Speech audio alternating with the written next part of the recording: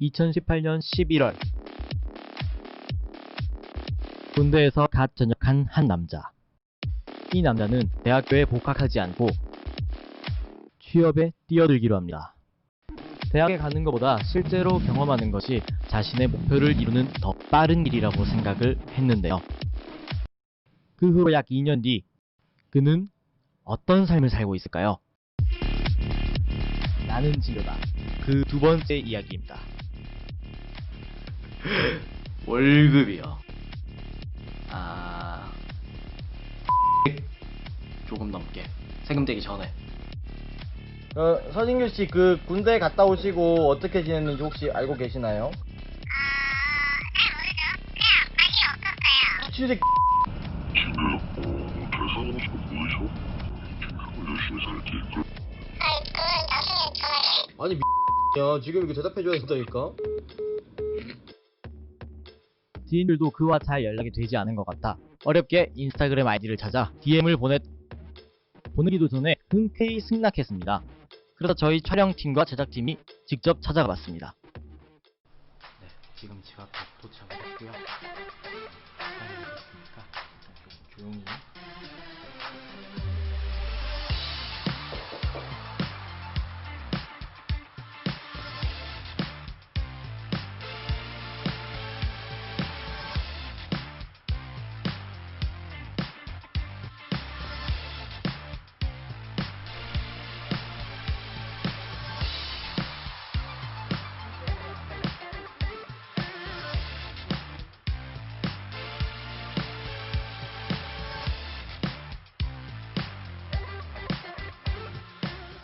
이 2년 동안 뭐 했는지 간단하게 정리해서 말씀을 드리면은 2년 기간 중에 1년 반 조금 안 되는 기간 동안은 마술 공연 팀에 들어가서 공연도 하고 무대 설치도 하고 뭐 이런 공연 업적에 종사를 했었고요. 올해 초에 코로나 사태가 터지게 되면서 공연을 좀 할 수가 없게 되고 생계 유지를 위해서 PC방 야간 알바를 한 달에서 2달 좀 안 되게 또 했습니다.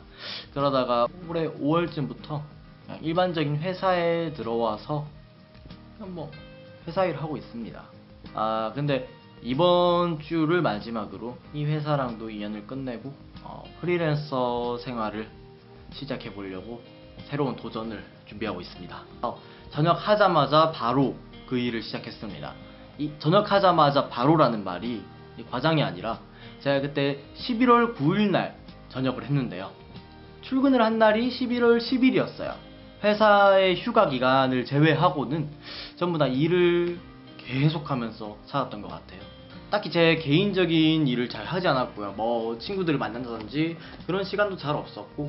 그동안 좀 많이 버르셨나 보네요. 맥북도 이렇게 사고. 네? 이거요? 요거 맥북 아니에요. 맥북. 네. 이거 그냥 LG 노트북이에요.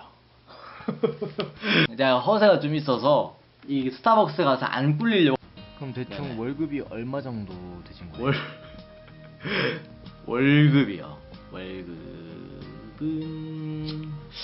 완전 디테일하게 말씀드리기에는 조금 어렵고, 왜냐면 제 개인적인 것보다 회사들이 약간 곤란을 줄 수도 있지 않을까. 200 조금 넘게. 세금 떼기 전에. 평균적인 거 말씀드리는 거예요. 어떤 회사에서 200 넘게 받았다 이걸 말하는 게 아니라 평균적으로 세후 간신히 200 정도. 나름 제가 경력이랑 경험들을 바탕으로 한 뭐 포트폴리오와 이런 것도 긍정적인 영향을 미치긴 했어요. 임금을 받는데. 근데 특정 회사에서 처음에 입사할 때는 너는 그래도 경력이 있고 이러이러한 부분들을 할 수 있으니까 수습 기간이 끝난 다음에 다시 한 번 더 협의를 해서 연봉을 조금 높게 받고 조금 더 높게 받고 직책 하나를 받는 걸로 하자, 이렇게 이야기가 됐었어요. 수습 끝나고 이제 연봉 협상에 대해서 이야기를 꺼냈더니 회사가 힘들어져서 지금 당장은 안 될 것 같다, 미안하다, 조금만 기다려달라, 잘 챙겨주겠다 하고 몇 달이 지나고 지금 제가 퇴사를 결심한 순간까지 결국에 오르지 않았죠. 일단 좋은 점은 빨리 시작한 만큼 나이가 어리고 같은 또래에 비해서는 비교적 경험이 많은 게 맞아요. 명확한 사실이죠, 그건. 그런데 비슷한 또래랑 비교하는 거 말고 이렇게 전체를 놓고 봤을 때는 경험이 아주 풍부하다라고 할 수는 없어요. 뭐 당연히 25살의 경험이랑 30살의 경험을 놓고 이렇게 비교를 한다면은 제가 나이에 비해 많이 한 건 맞지만 수치를 절대적으로 놓고 봤을 때는 제가 딸릴 수밖에 없는 거잖아요. 근데 나이에 비해 경험이 많다라는 사실 자체도 도움이 되기는 해요. 저도 그런 부분에서 플러스를 받은 적도 많고, 하지만 그거 하나가 다른 것들이 전부 다 필요 없을 만큼 완벽한 무기가 되기에는 부족해요. 고졸에 취업하면 힘들다, 대우가 안 좋다, 주관적으로 느끼는 부분만 말씀드릴게요. 왜냐면 제가 뭐 전부 다 해본 게 아니기 때문에. 결론부터 말씀드리면 반은 맞고 반은 틀린 말이라고 생각해요. 많이 들으셨겠지만 내가 학력이 뭐든 간에 열심히 하면 인정받는다, 제 경험상 맞는 말이에요. 근데 인정을 받는데 그 인정이 무조건 연봉이랑 이어지지는 않아요. 회사에서 어떤 직책을 맡거나 대체 불가능한 부분들을 맡게 된다면은 당연히 연봉을 많이 받을 수 있겠죠. 대체 불가능한 인력을 뽑히고 싶다면 제 능력을 그만큼 증명해야 할 객관적인 자료들이 필요하겠죠. 오래 근무하면서 내가 인정을 받아서 일을 하면서 보여주는 모습으로 부족한 부분들을 채워나가야 하는 부분들도 있고, 사실 그거는 내 노력만으로는 완전히 쉽지는 않아요. 그러니까 운도 좋아야 돼요. 마침 어떤 자리가 비었는데 사장님 눈에 내가 띄어가지고 나한테 믿고 맡겨본다던가, 조금 진짜 좋은 사장님을 만나가지고 이렇게 인정과 동시에 뭐 급여 같은 것도 올려주고 그런 사장님을 만나야 하는 것도 있고, 요새 불경기라서 사실 직원 월급을 갑자기 올린다? 이게 쉬운 결정이 아니죠. 일단 키워드는 도전입니다. 도전.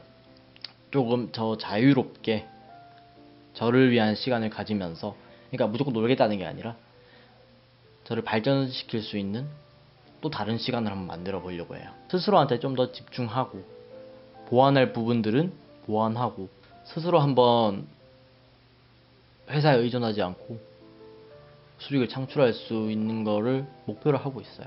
유튜브 수익 창출을 말하는 게 아니고, 그냥 어느 날 내 1시간을 9,000원에 팔고 있다고 생각하니까 내 1시간이 9,000원인가? 팔라 그럼 내가 9,000원에 팔까?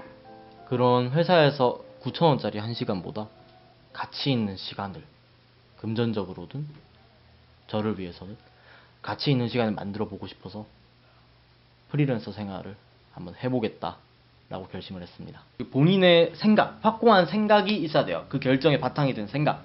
내가 이 선택을 해서 얻는 건 뭐고 잃는 건 뭔지. 예를 들어서 저의 경우로 대학을 예로 들면은 내가 대학교를 다녀서 얻는 것은 뭐고, 대학교를 안 다녀서 얻는 건 뭔지, 복학을 해서 잃게 되는 건 뭐고, 복학을 하지 않아서 잃게 되는 건 무엇인지, 그리고 그것들이 내 미래에 어떤 영향을 미칠 것인지 스스로 진짜 잘 생각을 해보고 결정을 해야 돼요. 그래야 자기 스스로가 좀 무너지지 않을 수 있는 것 같아요. 순간적인 충동이나 두루뭉실한 계획만 가지고 있으면은 꾸준히 나아가기는 힘들지 않을까 싶어요. 이런 말이 있잖아요. 어중간한 계획에는 어중간한 결과밖에 안 나온다고. 그 말이 맞는 말인 것 같아요. 일단 저는 힘들지만 제 선택에 전혀 후회하지 않습니다. 시간을 돌린다고 하더라도 이렇게 될 거예요. 왜냐면은 성장하고 있는 게 별로 느껴지거든요. 내 시간을 팔아서 돈을 버는, 회사에 내 시간을 갖다 주고 회사에서 돈을 받는 구조보다 저 스스로 이렇게 발전시켜서 뭔가 할 수 있게끔 됐으면 좋겠다는 생각이 들어요. 이런 생각들도 제가 이렇게 생활했기 때문에 얻은 거라고 생각하고, 스트레스를 받아서 힘들었다고 말했지만 그런 걸 극복하면서 깨닫게 된 거나 얻게 된 부분들도 많고, 본인의 생각을 확고하게 하고 목표를 가지고 쭉 나아가신다면 좋은 결과가 있으리라 믿습니다. 그리고 제가 정말로 잘 돼서 그런 분들께 희망이 될 수 있도록 노력하겠습니다. 감사합니다.